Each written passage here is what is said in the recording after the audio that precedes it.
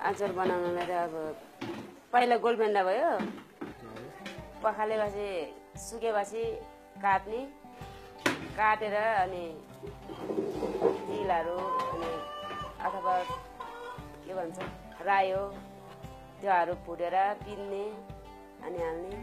खुर्सानी नि पिन्नुपर्छ अथवा कि टुक्रा पार्नुपर्छ। हरियो खुर्सानी सुकाउनुपर्छ। खुर्सानी सुकायो भने राम्रो हुन्छ।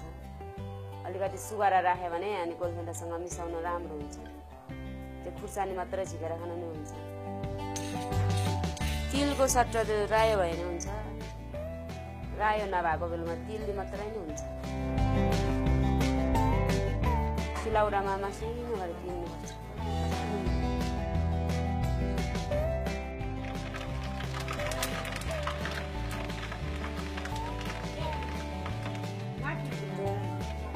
राम्रोसँग पाक्ने गरी तताउने।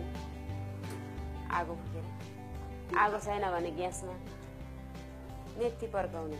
तेल तातेपछि ठिक्क धेरै कालो भयो भने अलि त नराम्रो देखिन्छ। त्यस खानालाई चाहिँ कालै मिठो लाग्छ।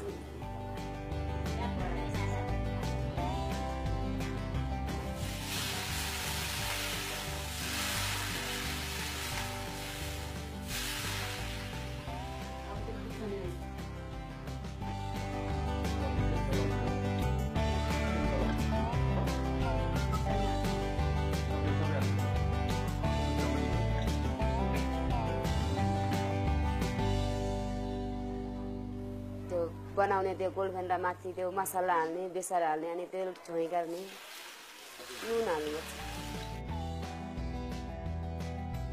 ठुलो हालिने हुन्छ, जिरा भयो जिरा पर्काएर हालिने हुन्छ। हामीले ठुलो बनाइने हुन्छ, बजारबाट ठुलो किनेर ल्याइने हुन्छ।